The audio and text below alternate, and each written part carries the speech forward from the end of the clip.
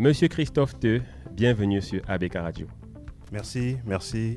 Bonjour à tous les auditeurs. Merci de nous rejoindre. Je le disais en introduction, vous nous venez de loin. Alors, vous venez d'où? Je viens du Cameroun. Ah, vous venez du Cameroun. Vous viens du Cameroun. Vous venez du Cameroun. Mais là, physiquement, vous venez d'où, monsieur Christophe Teu? Vous venez du Canada? Je viens du Cameroun, mais je vis au Canada. Vous vivez au Canada, on va dire Montréal, ça comme ça. là. Et oui, donc l'audit interne, c'est votre passion, c'est votre métier, c'est bien ça? Oui, c'est l'une de mes passions, je dirais, mais c'est ma passion que je pratique à tous les jours. Ok, c'est ce que vous pratiquez quotidiennement. Et c'est pour ça qu'on vous a invité sur ce plateau, pour en dire plus à ceux qui ne savent pas c'est quoi l'audit interne. Mais je pense que les professionnels qui pensent connaître l'audit interne apprendront probablement des choses très intéressantes aujourd'hui. Aujourd'hui, c'est une journée assez spéciale. C'est un jour assez spécial. Les Lions affrontent le Nigeria, mais on y reviendra tout à l'heure. Mais avant, c'est quoi l'audit interne? Monsieur Christophe, est-ce que vous pouvez nous définir l'audit interne de manière assez simple pour le commun des mortels? On va dire que de façon simple, l'audit interne est une fonction que l'on retrouve généralement dans des entreprises, des organisations, et cette fonction, elle est une fonction déjà indépendante et objective qui permettrait à donner une certaine assurance, un niveau d'assurance sur l'efficacité ou la maîtrise de ces opérations, de ces processus, et une fonction qui apporte aussi des conseils à l'entreprise pour dans la prise de décision, pour améliorer ces processus, pour créer de la valeur, on va dire, au niveau de tous les points de l'entreprise. Ça m'a l'air super compliqué ce que vous dites. Si un jeune de 15 ans nous écoute, est-ce qu'il va se retrouver? Moi, je dirais, pour un jeune de 15 ans qui a sa chambre à lui, est-ce que l'audit interne, c'est un peu comme quelqu'un qui rentre dans la chambre, vérifie que les jouets sont rangés au bon endroit, les livres au bon endroit, et que le jeune homme, le jeune adolescent respecte bien les règles de la maison? Est-ce que c'est à peu près ça, de manière imagée? Globalement, on va dire de manière imagée, c'est ça. C'est comme je ne voudrais pas employer le terme gendarme parce que ce n'est plus ça l'audit interne. C'est plus un partenaire. C'est un partenaire d'affaires qui vient dans la chambre, on va dire, et qui va vérifier que le garçon a bien rangé ses jouets là où il devrait être rangé. Et si possible, peut-être le garçon a été créatif pour ranger, pour créer une autre façon de ranger les jouets et que cette façon-là concorde avec ce qui a été approuvé par les parents. Qu'il n'y ait pas, par exemple, un risque d'accident. Exactement. S'il a posé un jouet au mauvais endroit, il peut avoir une chute, Exactement. par exemple. C'est un risque. Exactement. Donc, en résumé, l'audit interne, ça se résume à l'évaluation des risques. Évaluation des risques, ok. L'évaluation des risques. Donc, good. C'est ça. Maintenant, les différents types de risques, on pourra les couvrir par après.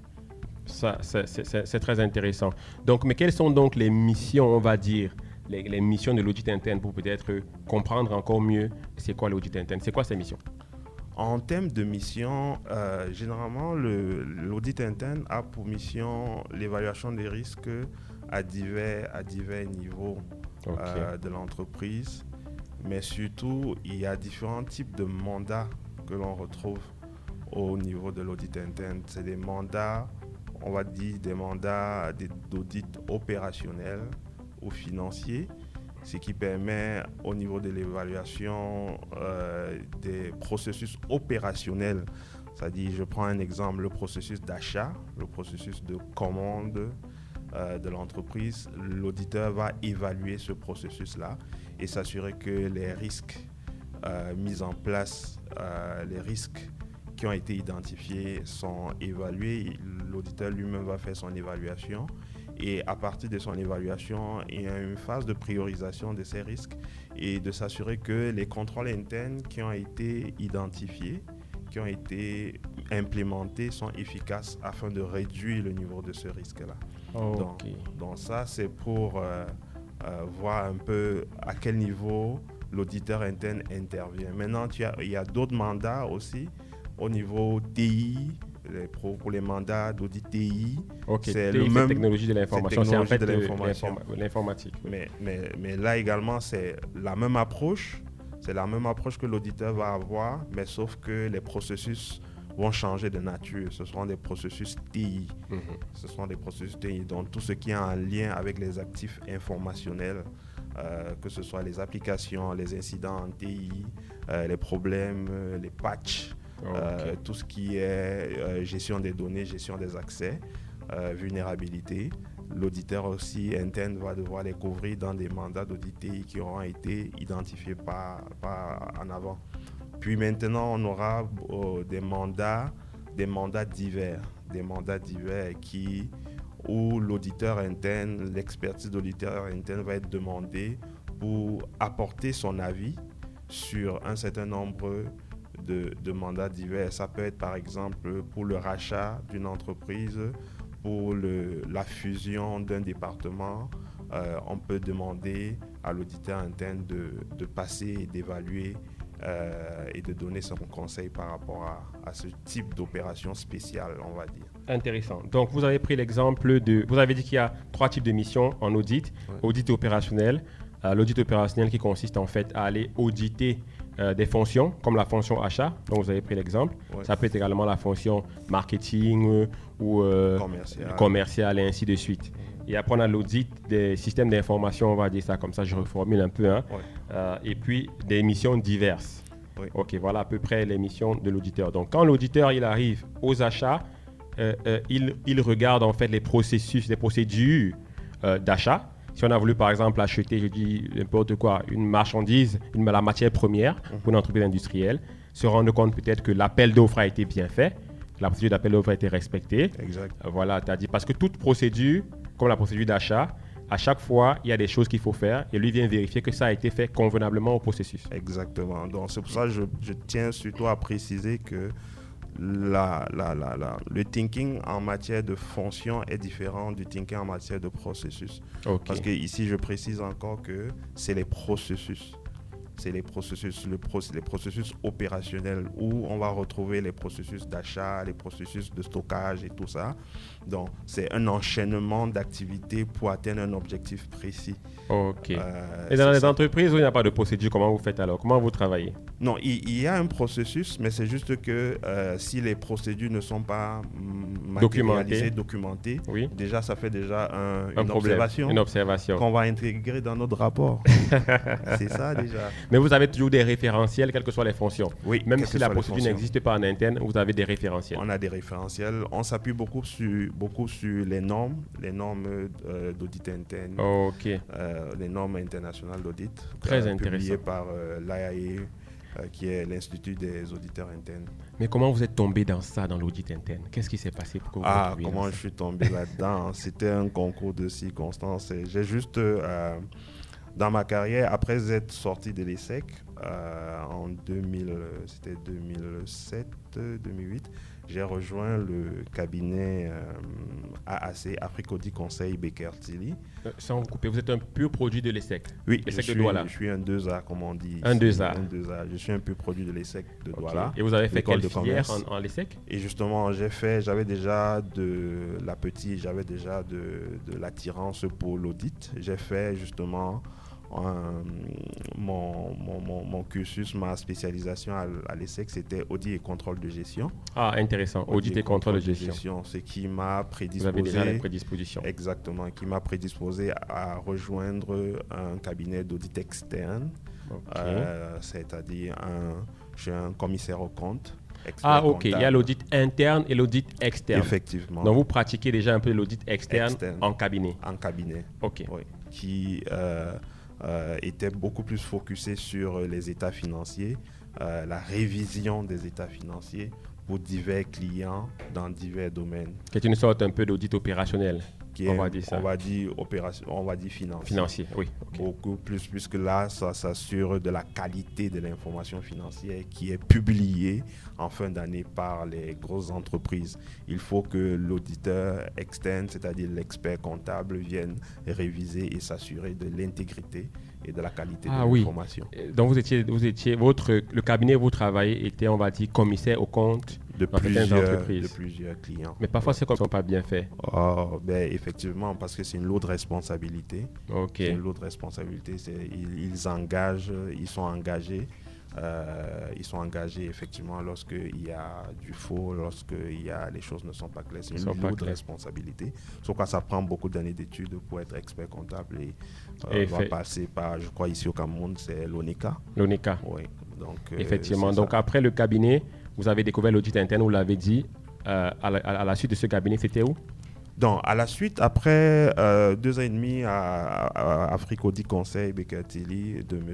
Chrétien Toudjoui, que je salue en passant et que je remercie toujours, j'ai pu saisir l'opportunité d'aller être responsable de l'audit interne à l'UCAC, c'est l'Université catholique d'Afrique centrale.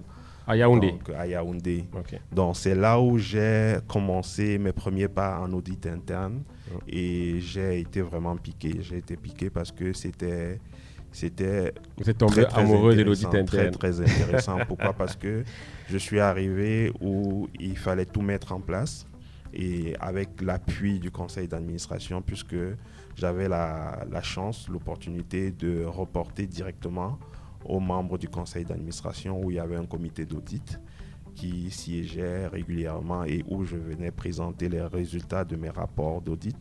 Okay. Et la possibilité de discuter avec les membres du conseil d'administration était quelque chose de très, très intéressant. Très intéressant. Et aussi, tu voyais au niveau de la gouvernance, comment le suivi était fait, comment les inquiétudes, les besoins des administrateurs pour savoir comment est-ce que les contrôles internes à l'Université catholique, comment ça fonctionnait et qu'est-ce que je pouvais leur dire, expliquer mes rapports, expliquer les observations que je soulevais. Donc, vous travaillez avec le conseil d'administration de l'entreprise? Oui. Mais comment ça? Vous n'avez pas un directeur? Vous n'avez pas... Non, j'étais le responsable de l'audit interne. Vous chapeautiez l'audit interne? Oui, je chapeautais l'audit interne. Mais vous n'étiez pas sous le DG? C'est ça un peu la particularité de cette fonction de l'audit interne. On a l'impression d'avoir 2 boss en réalité, mais sur le plan hiérarchique, on est rattaché au directeur général. Au directeur général, on va dire, à l'époque, moi, c'était avec le recteur. J'étais directeur de l'école de l'entreprise. Voilà, j'étais dans l'équipe dans le rectorat. Je reportais hiérarchiquement. Mais sur le plan fonctionnel, c'est-à-dire qu'en respectant la règle des 3 lignes de défense, j'étais à la 3e ligne de défense et je reportais directement au comité d'audit qui était siégeait au conseil d'administration. Ok, si j'essaie parce que là on parle de beaucoup de choses et on parle de défense, ça m'intéresse. C'est jour de match, c'est jour de foot et vous me parlez de défense. 3e ligne de défense. 3e ligne de défense. C'est-à-dire que vous jouez, on va dire défenseur central, mais avant vous, il y a le 6 et avant lui, il y a les milieux relayeurs. C'est ça, exactement. Mais qui est le milieu relayeur d'entreprise? C'est-à-dire quel est le premier niveau de défense? On va dire le premier niveau de défense, en réalité, c'est l'attaque. Oui. C'est le premier rideau. Puis le deuxième rideau, tu as le milieu de terrain qui s'assure aussi, qui ont un rôle à la fois offensif et défensif. Mais à la fin, en 3e ligne de défense, on a les défenseurs centraux et autres. Mais pour dire, juste pour bien comprendre, vous dites qu'en entreprise, vous êtes le 3e niveau de défense. Oui. C'est-à-dire le premier niveau de défense, c'est les opérationnels. C'est les opérationnels. C'est ceux qui sont au front-line, qui jouent l'activité. C'est-à-dire, par exemple, si je prends l'exemple des vendeurs, vous avez pris front-line, les vendeurs, les commerciaux, en fait, doivent à leur niveau déjà s'assurer qu'un ensemble de contrôles est respecté dans leur activité. Exactement. C'est le premier niveau de contrôle. Le respect des procédures. Ouais. Et le deuxième niveau de contrôle, c'est qui dans l'entreprise? C'est le contrôle interne. C'est le contrôle interne. Et vous, l'audit interne, c'est le 3e niveau. On est le 3e niveau. Très intéressant. Donc, on vient après le contrôle interne. C'est pourquoi il doit toujours avoir un bon niveau de communication entre les 3 lignes de défense. L'attaque, c'est les employés qui font leur travail au quotidien. Par exemple, les commerciaux. Le contrôle interne, c'est un peu comme le milieu. Exactement. Et vous êtes le défenseur central, l'audit interne. et en réalité, vous êtes rattaché au conseil d'administration. Pour faire le reporting. Voilà, donc ceux qui viennent en fait, qui ont bâti l'entreprise, qui ont mis leur argent dans l'entreprise, vous leur reportez, vous leur dites ce qui se passe en réalité, si les choses se passent bien. Exactement. C'est pourquoi vous allez remarquer que dans les grandes entreprises, les grosses boîtes, normalement, au niveau des normes, il est requis généralement que le chef de l'audit interne ait une rencontre annuelle régulière avec le président du comité d'audit. Ah, le président du comité d'audit. En aparté, sans le directeur général, sans le CEO. Ok. Vous allez trahir.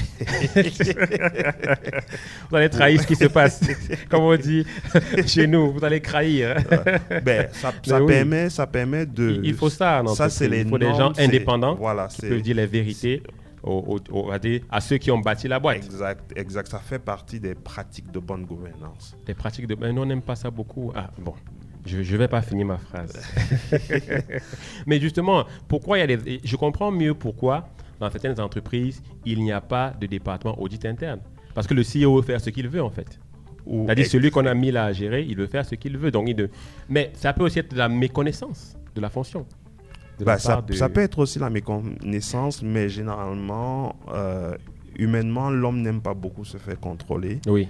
Mais depuis qu'on est tout petit, on n'aime pas se faire contrôler. Ça. Mais il ne faudrait pas, justement... Moi, quand je discute avec mes partenaires ou les clients, ceux avec qui je travaille, parce qu'ici, je voudrais profiter pour préciser que étant auditeur interne officer à la Banque du Canada, je parle ici à mon nom propre, donc je ne parle pas au nom de la Banque du Canada. Je voudrais vraiment c'est bien noté. faire preuve, mentionner cette note-là. Et de dire que généralement, dans ma carrière, lorsque j'ai eu à travailler avec plusieurs personnes, c'est voir le niveau par exemple, le manque d'informations sur l'audit interne. Oui. On a toujours vu l'auditeur interne comme un gendarme, comme un contrôleur. On devrait le voir comme un conseiller. On devrait le voir comme un conseiller. C'est ça. On devrait le voir comme un conseiller, comme celui-là qui vient t'aider à évaluer le risque, à voir ce que tu n'as pas vu, parce qu'il a une vue différente, il a une vue en arrière, il a une vue globale, et le fait qu'il soit en contact avec plusieurs responsables de département, avec le CEO, qu'il discute avec les administrateurs, qu'il discute avec... Il a beaucoup d'informations et il peut apporter une vue différente. Et pour la petite histoire, pour nos auditeurs, l'auditeur justement interne, le fait qu'il ait toutes ces connaissances des différents segments de l'entreprise fait qu'il a après une maîtrise de l'activité. Et je connais un auditeur très célèbre au Cameroun, dont je vais taire le nom, qui, tellement il a audité un certain type d'industrie, qu'il a fini par créer sa boîte. Exact. Je pense que sa boîte fait dans les spaghettis. Je vais taire le nom, mais je pense que c'est un ancien auditeur, vous voyez de qui je parle. Oui, je vois de qui vous parlez. Donc, tellement il maîtrisait l'industrie qu'il a fini par créer sa boîte. Oui, parce que c'est ça la passion, c'est ça véritablement l'un des éléments qui attire dans l'audit interne, c'est la possibilité de toucher à tout. Si vous êtes quelqu'un qui aime apprendre, qui aime s'enrichir de nouvelles connaissances, être auditeur, vous ne serez pas en manque parce que vous avez différents processus qui sont différents, de nature différente, avec des personnes différentes, et à chaque fois ça change. Donc c'est pas la même chose à chaque année. Ce n'est pas un métier de routine. C'est pas un métier de routine. Même si la méthodologie peut être la même, mais à chaque fois les acteurs changent, les problématiques changent. Exactement. Et ça enrichit le métier. Ça enrichit le métier et ça vous enrichit aussi. Ça enrichit l'homme. Ça vous enrichit aussi. Très, très intéressant. J'espère que tout cet enrichissement dont vous parlez, que les auditeurs en profitent, où qu'ils soient. On est très écoutés, je suis sûr, du côté du Canada, d'où vous venez. On est écouté à Douala, à Yaoundé, et je sais qu'également en Côte d'Ivoire, on nous écoute, où le match Cameroun-Nigeria aura lieu ce soir. Mon cher William, est-ce que tu peux nous passer une musique pour motiver nos lions indomptables qui vont faire du Nigeria une petite bouchée ce soir? Comme un seul homme, Levons-nous pour supporter les lions indomptables du Cameroun. On y va.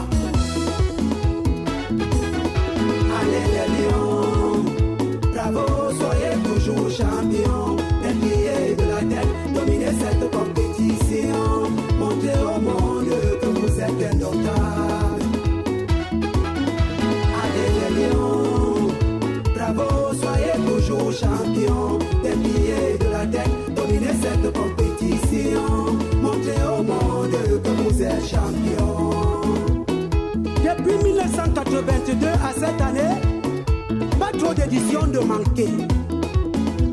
Moult participations d'affilée, et celle-ci c'est pour la gagner. Albert Roger Mila, le monument. Colonel Ewanen Gwajan. Ah, sont-elles les gens, les grandes compétitions qui regroupent tant de monde, un peu plus d'une trentaine de nations pour disputer la Coupe du Monde. Et parmi toutes ces grandes nations vénérables, le Cameroun avait les lions indomptables. Un grand bravo pour nos lions. Ils sont vraiment des champions. François Isola Dipanda, le lion régional. Est-ce que c'est tout le monde qui envoie des ambassadeurs pour disputer une Coupe du Monde? Il faut être parmi les meilleurs, et parmi tous ces meilleurs vénérables, le Cameroun avait les lions indomptables. Un grand bravo pour nos lions. Ils sont vraiment des champions. Allez les lions, chaud, bravo, soyez toujours champions. Des de la tête, dominez cette compétition. Montrez au monde que vous êtes indomptables. Allez les lions, allez les lions, bravo, soyez toujours soyez courageux. Des billets de la tête, toute la nation est derrière vous. Montrez au monde que vous êtes champions. Jean-Jules Bongengo, le délégué, le président du Régimo, en avant. Tout le monde derrière les lions indomptables. Avec David Comé et David Tomé, ça va aller. Comme en 1990 en Italie, où vous de l'Argentine, la Roumanie et la Colombie. Cette fois encore, faites exploser nos poitrines. Prince Ndedi Eyango, le montagnard, ambassadeur de bonne volonté de l'ONU. Richard et Poma Penda, homme de cœur. Messi, comme en 1990 en Italie, où vous de l'Argentine, la Roumanie et la Colombie. Cette fois encore, faites exploser nos poitrines. Allez, dribbler, allez les lions. Derrière vous, il y a toute la nation. Dribbler, MTN, sponsor officiel. Allez. Go! Déjà plusieurs fois champion d'Afrique. Allez maintenant à la conquête du monde. Oubliez votre trophée olympique. Nous voulons maintenant la Coupe du Monde, les lions. Allez, ballon pied. Dribbler, solo, sans le grand supporter, Founou Samuel, Dick Kadhafi, le père de Junior, et sa très douce saignée. Allez, les lions, toute la nation est derrière vous, du nord au sud, de l'est à l'ouest, lions indomptables, des billets de la tête, dominez cette... Vous êtes bien sur Carrière et Stratégie, chers auditeurs. Nous sommes en présence de Christophe Teux, qui nous vient du Canada. Christophe est membre de l'association des auditeurs internes du Canada. C'est bien ça? Oui, je suis aussi membre du conseil d'administration. Ok, membre du conseil d'administration. C'est un haut placé. Et Christophe est au Cameroun. Pour notre plus grand plaisir, il est avec nous sur ABK Radio. Mais Monsieur Teux, ce soir, le Cameroun affronte le Nigeria. Qu'est-ce que ça vous inspire? C'est quoi votre analyse de ce match? Depuis... En tant qu'auditeur. Mon analyse, elle est simple. Hein. Elle est simple. Jusqu'à date, le Nigeria qui a le ballon d'or africain de l'année. Ah, Victor Osimhen. Victor Osimhen n'est pas... C'est un petit ballon d'or. N'est pas son fort potentiel. N'a pas encore eu un match référence dans cette compétition. Il a quand même marqué. C'est vrai, je pense qu'il a marqué 1 ou 2 buts. Mais quand je parle de match référence, un match qui a rassuré tous les Nigérians, je ne pense pas. Et c'est donc bon pour je nous. pense qu'ils cherchent encore leur marque. Mais le Cameroun... Et qu'il ne la trouvera pas avec le Cameroun. mais c'est ça. Mais le dernier match du Cameroun, pour moi, est un match où je crois que l'esprit, le fighting spirit, le Hemley a été véritablement vu et il s'est révélé au gars. Donc, on espère que ils vont garder ce rythme-là pour pouvoir rééditer l'exploit de nos aînés de 84. Alors, en 84, c'était qui les joueurs en 84 Vous vous rappelez certainement d'un fameux Abega. Moi, je n'étais pas encore né, malheureusement. Donc, rappelez-moi, cher aîné. Non, c'est les archives. Les archives parlent d'elles-mêmes. Oui. Donc, je pense qu'en 84, finale de la CAN, toujours à Abidjan, le Cameroun avait battu le Nigeria. Donc, c'était toujours à Abidjan. C'était toujours à Abidjan. Malheureusement, l'histoire est têtue. Donc, mon analyse, c'est que probablement le Cameroun gagnera ce soir. Et c'était qui les joueurs en 84 ? C'était qui les stars de l'équipe nationale du Cameroun ? Abega, Mila, je crois Njonkep. Ah, mais c'est très intéressant. C'était vraiment des cracks. C'est ceux-là qui ont bâti le football camerounais. En tout cas, on espère que les Lions vont gagner ce soir. Chers auditeurs, nous sommes en fin du mois de janvier et c'est une année qui a commencé. Un mois est déjà passé et en train de finir et j'ai l'impression que certains d'entre nous n'ont toujours pas fait leur vrai pas dans l'année, sont encore en 2023. Eh bien, on va vous servir une chronique aujourd'hui qui va définitivement vous mettre dans cette année 2024, comment réussir son année en appliquant la loi de la réflexion de John Maxwell. La chronique de ce jour, la loi de la réflexion de John Maxwell, un levier de changement explosif. Nous sommes en pleine janviose de 2024. Il n'y a pas l'argent. Les impôts augmentent. La guerre en Ukraine n'est pas finie. La guerre en Palestine bat son plein. Nous sommes confrontés à un torrent de changements et de défis. C'est dans ce contexte tumultueux que la loi de la réflexion de John Maxwell prend tout son sens, offrant non seulement un refuge de sagesse, mais aussi un puissant catalyseur pour un succès retentissant. Premier principe de la loi de la réflexion, confrontez le passé avec audace. Chers auditeurs, confrontez votre passé avec audace. La loi de Maxwell nous invite à plonger, tête la première, dans les eaux parfois troubles de notre passé. Ce n'est pas une simple introspection, c'est une quête audacieuse pour déterrer des vérités douloureuses, mais aussi célébrer des victoires parfois sous-estimées, qui paraissent évidentes, et tirer des leçons vitales de nos échecs les plus cuisants. En 2024, ne tournons pas simplement la page de l'année précédente. Déchiffrons-la, analysons-la et apprenons de chaque mot et de chaque silence. Deuxième principe de la loi de la réflexion après d'avoir confronté le passé, le présent, mais oui le présent, un champ de bataille pour la clarté. Dans le présent, la loi de la réflexion nous force à sortir des tranchées de notre quotidien pour observer notre vie, ce champ de bataille. C'est un appel à l'action. Évaluez votre position. Identifiez vos alliés. Identifiez vos adversaires. Tracez un chemin à travers le chaos. 2024 sera un terrain en constante évolution. Seuls ceux qui sont prêts à s'arrêter, à regarder autour et à réfléchir stratégiquement peuvent espérer triompher. Troisième principe, l'avenir. L'avenir est une toile pour peindre l'extraordinaire. Planifiez pour l'avenir selon John Maxwell, n'est pas une tâche administrative ennuyeuse. Voyez-la voyez ce boulot de planification comme une opportunité exaltante de peindre sur une toile encore vierge, avec des couleurs vives d'ambition et de créativité. En 2024, nos rêves et objectifs ne doivent pas être simplement réalisables. Ils doivent être audacieux, éblouissants, presque irréels.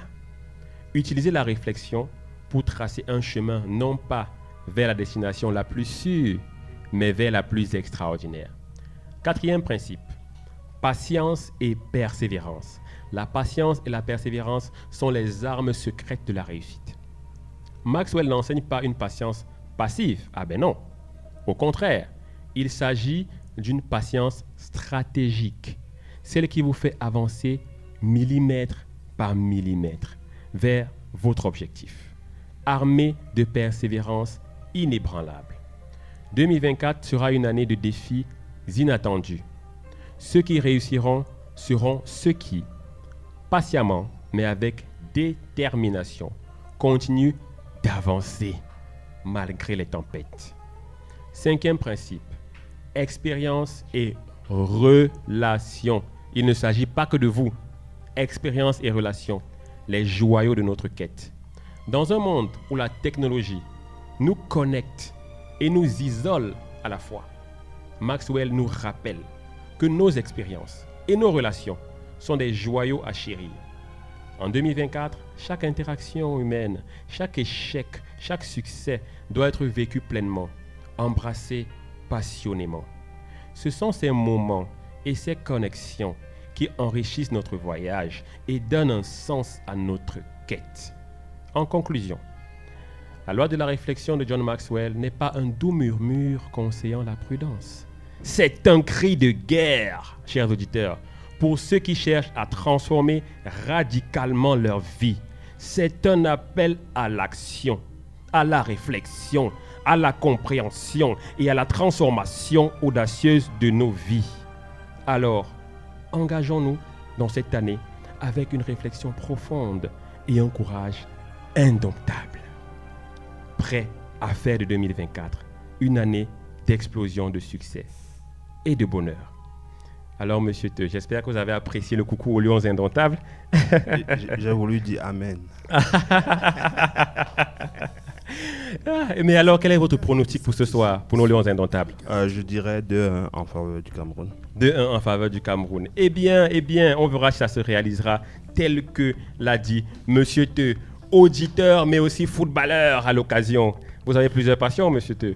Oui, j'ai plusieurs passions, mais bon, ça fait longtemps que je n'ai pas mis de godasse, mais je suis plutôt un runner. Je cours. Ah, vous faites de la course? Oui. Oh, ok, très intéressant. En 2023, j'ai participé au demi-marathon de Montréal. Ouais. Demi-marathon de Montréal. Mais la prochaine fois, invitez des gens de ABK Radio qu'on vienne superviser l'événement. Je vous ferai part de l'invitation. Avec le billet d'avion, bien évidemment. Il sera à vos frais. Incroyable. En tout cas, envoyez-moi déjà l'invitation. Je négocie la mission ici à ABK. On ira avec William faire le reportage à Belmengue et tout ça. Ok, revenons à l'audit interne. Votre métier, votre passion. Est-ce que vous pouvez nous décrire les aspects justement de ce métier qui vous passionne le plus? Ah, exactement. Donc, pour moi, c'est un métier très, très intéressant dans la mesure où il donne accès au conseil d'administration, au comité d'audit, il donne accès à la haute hiérarchie. Vous avez l'opportunité de rencontrer la direction générale pour présenter les résultats de vos rapports. Vous pouvez prendre leurs commentaires, prendre leurs orientations aussi et voir un peu apporter de la valeur ajoutée directement en haut lieu. Ça, c'est très enrichissant. Donc, le fait de travailler avec on va dire les patrons de la maison. Oui, ça permet de garder le regard sur la stratégie d'entreprise et de voir véritablement si on marche vers là. Aussi, ce qui est intéressant à l'audit interne, comme je disais tantôt, c'est qu'on ne s'ennuie pas. on a la possibilité de travailler avec plusieurs équipes de la boîte, dans différents départements. Travaille beaucoup aussi avec les informaticiens, tous les départements informatiques. Ah d'accord, ça veut dire que vous pouvez décider par exemple en 2024 de bosser sur, je vais dire, le département marketing et vous pouvez négocier une mission l'année prochaine, par exemple pour bosser avec l'informatique ou avec les achats et ainsi faire bouger un peu votre métier. C'est ça, c'est comme je disais tantôt, c'est beaucoup plus par processus. On audite les processus. Donc, et un processus peut aller d'un département à un autre. Donc, ce n'est pas par département. Oui, ok. Merci pour la précision. C'est ça. Donc, par exemple, si on audite le processus de gestion des accès, généralement, la gestion des accès, c'est peut-être géré par le département sécurité.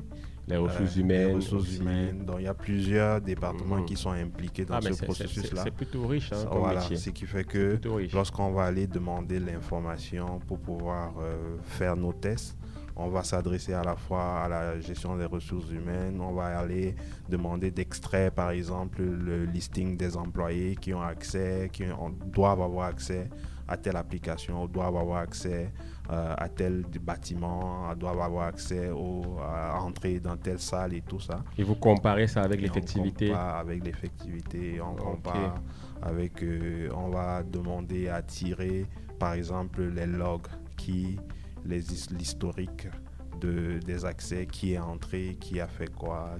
Donc mais à vous entendre, je me demande si l'audit interne est plus passionnant que le marketing que je pratique. Parce que nous, les marketeurs, on est un peu les stars de la maison. Ben, ça, c'est le visuel. C'est le visuel. Mais moi, je dirais que l'audit, pour quelqu'un qui est curieux, pour quelqu'un qui a le côté suspense, investigateur, c'est quelque chose d'intéressant qui va certainement l'intéresser.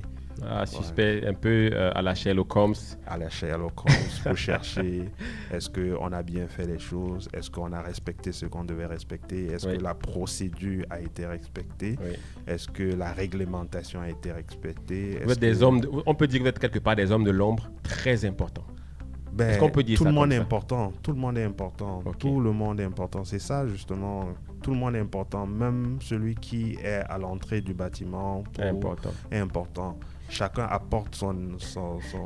Et quand vous le dites, ça me rappelle ce que mon boss m'a dit la semaine dernière.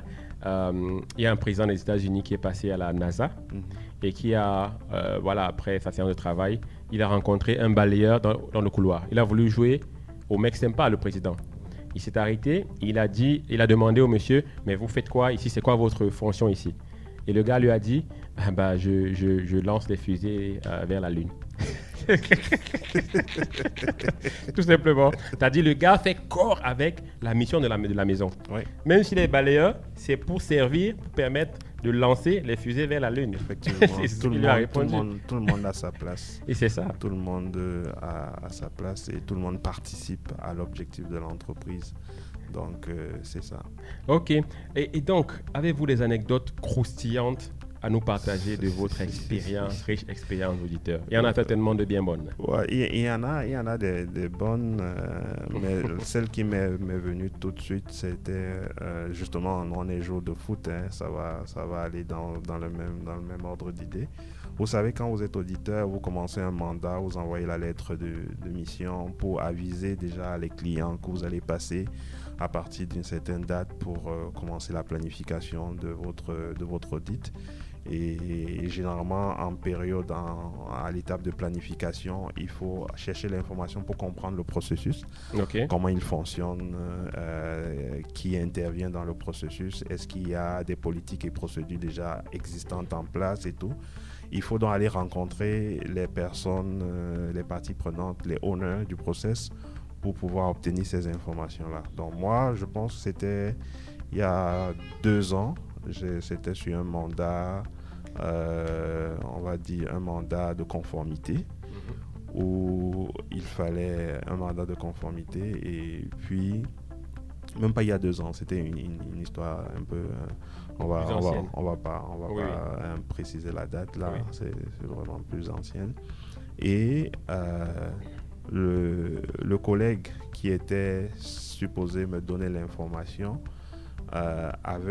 on se parlait déjà entre collègues, déjà en équipe, qu'il était difficile, que c'était quelqu'un... il avait la réputation d'être difficile. Il avait la réputation d'être difficile, de partager l'information.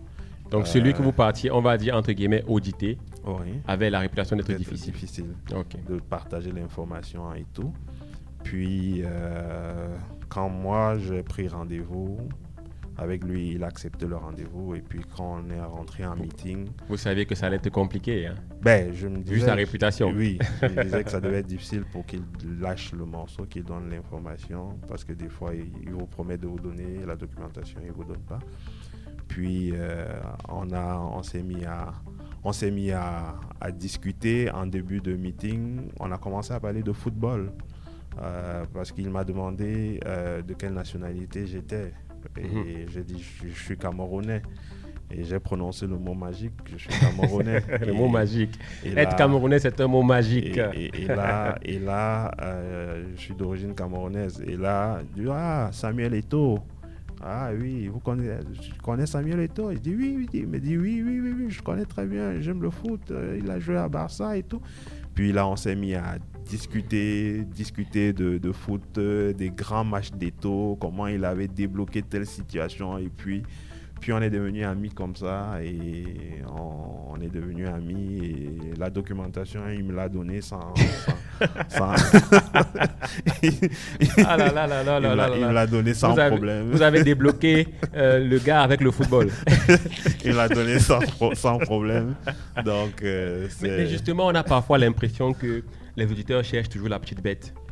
C'est quelque part vrai. Bon, je dirais que ça dépend. Hein. Ça dépend. Si je peux repréciser la question. Parce que parfois... vous pouvez bien faire votre boulot à 99%, mais l'auditeur viendra voir le 1% qui manque. Mais pourquoi? Le boulot est fait à 99%. What's the problem? Ça dépend on va dire, c'est les standards et la rigueur. Il y a la rigueur dans ce que l'on fait. On doit constater que le boulot a été fait à 99% et 1% n'a pas été fait. Oui. Si on est vrai, si on est d'accord, toi et moi là-dessus, c'est ça la réalité. C'est ça qu'on doit reporter.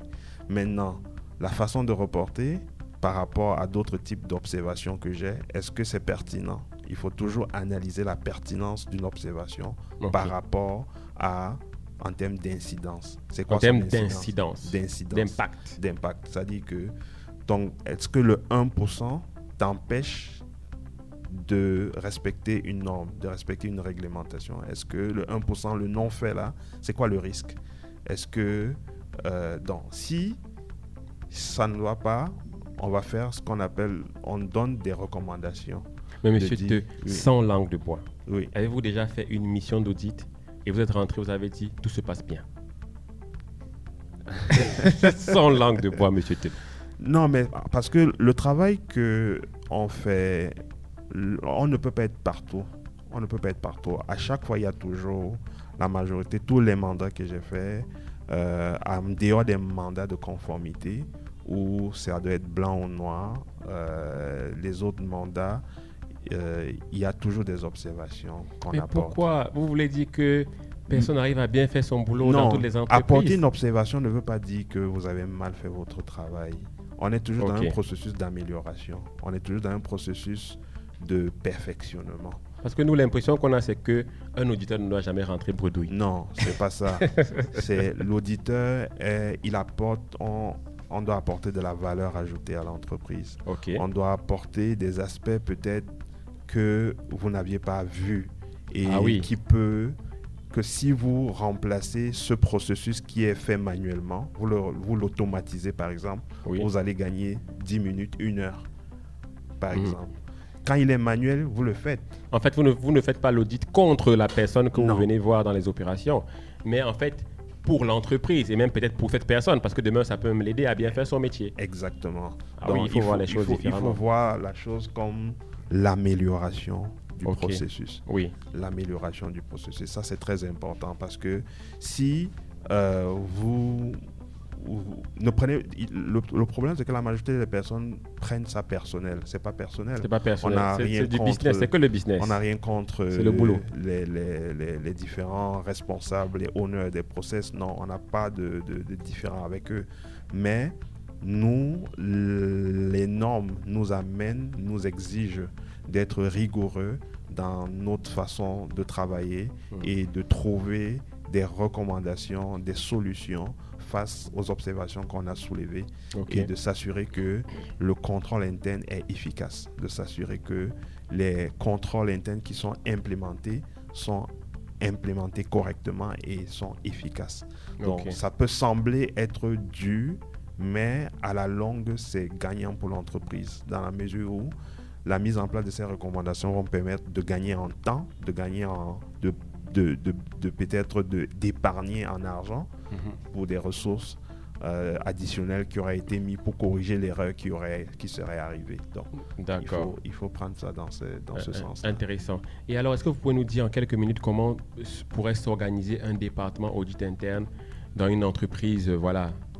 De manière générale, vraiment de l'expérience que je vois généralement, on a un chef d'audit interne qui répond hiérarchiquement au CEO ou généralement au CFO, le Chief Financial Officer.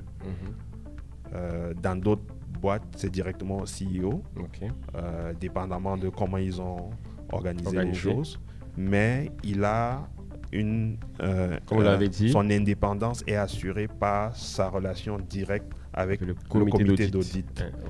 Avec le comité d'audit à qui il reporte trimestriellement. Et on n'a pas précisé tout à l'heure, vous m'avez dit en off que le CEO ne peut pas être le patron du comité d'audit.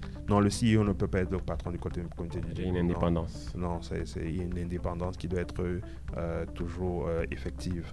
Ensuite, le chief, le chef d'audit interne, dans son équipe maintenant, il peut avoir un chef d'audit adjoint qui va organiser tout le volet administratif, le recrutement, la planification des mandats. Et ensuite, on a les chefs de mission ou les chefs d'audit, les directeurs d'audit, dépendamment de l'appellation. Quand vous dites mandat, c'est mission.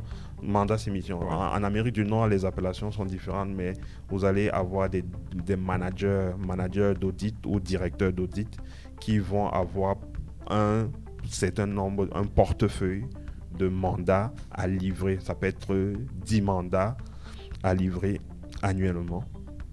Indépendamment du nombre de mandats total que l'équipe a. On a un grand patron de l'audit qui est lié au comité d'audit interne et qui est aussi lié hiérarchiquement au DG. Hiérarchiquement au DG, puisqu'il a un budget. Il a un budget pour son équipe, mais son budget de fonctionnement doit être validé par le DAF, le directeur administratif et financier, qui est le CFO. Et en bas de ce chef d'audit, on a un adjoint qui organise le travail administratif. Et on a des chefs de mission qui ont par pôle comme des pôles. Exactement. Chaque chef de mission a un portefeuille de mission, de mandat qui lui est confié. Exactement. Et il a des gens sous lui. Et maintenant, chacun a une équipe d'auditeurs en fonction de l'expérience, l'expertise. Tu as des auditeurs seniors, des auditeurs internes seniors, des auditeurs internes simples ou des auditeurs juniors. Intéressant. Dans sous chaque directeur d'audit. Est-ce que c'est cette équipe-là qui vont sur le terrain, qui vont aider le directeur d'audit à livrer ses mandats. Et il va les reporter auprès du chef d'audit interne qui va revoir les rapports à chaque fois et qui va les prendre, qui va les présenter au comité d'audit et aussi à la direction générale. Très intéressant. Est-ce que tout le monde peut pratiquer l'audit interne? Je dirais oui. Je dirais oui sous certaines conditions. Il faut aujourd'hui, pour pratiquer l'audit interne, il faut être certifié. Mais c'est obligatoire d'être certifié? C'est recommandé. C'est recommandé. C'est recommandé. Et une certification, si moi par exemple, qui suis dans le marketing, je veux aller vers l'audit interne, vous me conseillez quel type de certification? Il y a le CIA, le Certified Internal Auditor de l'IIA, de l'Institut des auditeurs internes. qui est une certification très très reconnue internationalement, que je recommande le CIA, vivement. Que nous vous recommandons, chers auditeurs. Et on peut le faire en combien de temps, le CIA? C'est une certification constituée de 3 examens. Chaque examen peut être préparé, je dirais, minimum 3 mois pour chaque. Minimum 2 à 3 mois pour chaque. Donc en un an, je peux avoir le CIA? Oui, en un an. Ou en 2 ans si je suis paresseux? Voilà, il faut travailler. Donc, ok, très intéressant. Mais aussi, il y a beaucoup d'autres. Ça, c'est la certification principale. Oui. Mais il y a beaucoup d'autres certifications comme le CISA, le CERISC, le CISSP. Mais ces certifications-là sont beaucoup plus orientées pour l'audit informatique. Donc tout ce qui est sécurité de l'information, tout ce qui est cybersécurité, tout ce qui est vulnérabilité, tout ce qui est il y aura une grosse demande dans le futur dans ces domaines. Il y a déjà une demande. Il y a déjà une demande. Ça fait pratiquement 3 ans qu'il y a une grosse demande là-dessus. Okay. Et elle ne fait que continuer. Et ça, c'est le CISA, en s'amplifiant. Il y a le CISA, Certified Information System Auditor. Ça, c'est le CISA, il y a le CERISC, il y a le CISSP, il y en a plusieurs. Il y en a plein. Donc, chers auditeurs, si vous voulez devenir grand auditeur interne comme notre invité, M. Christophe Teu, allez faire votre CIA, vous faites un CISA et alors vous allez pouvoir mettre le pied dans ce domaine fascinant qu'est l'audit interne. M. Teu, merci d'avoir été notre invité aujourd'hui. Ça me fait plaisir. Et je voudrais rappeler aux uns aux autres, ceux qui ont besoin d'être coachés, justement pour obtenir ces certifications-là. Je reste disponible à partager ma modeste expérience. Vous êtes facile à trouver sur LinkedIn. On ne donnera pas votre numéro de téléphone, sinon toutes les petites du Cameroun vont vous appeler. Donc, on va le garder. Allez sur LinkedIn, contactez M. Teu. Ça, okay. Et si c'est un professionnel, il va vous aider. Si c'est autre chose, il est déjà marié, mesdames. Voilà. On espère que votre pronostic sera le bon ce soir, 2-1 pour le Cameroun. Il sera le bon. Chers auditeurs, à la semaine prochaine, s'il plaît à Dieu, restez scotchés sur ABK Radio. Au revoir. Au revoir. Tu veux que ta carrière soit au top. Tu veux booster ta carrière. Tu veux sortir des stratégies qui marchent en entreprise et qui épatent tout le monde. Alors, connecte-toi tous les samedis 16h-17h sur l'émission Carrière et Stratégie uniquement sur ABK Radio.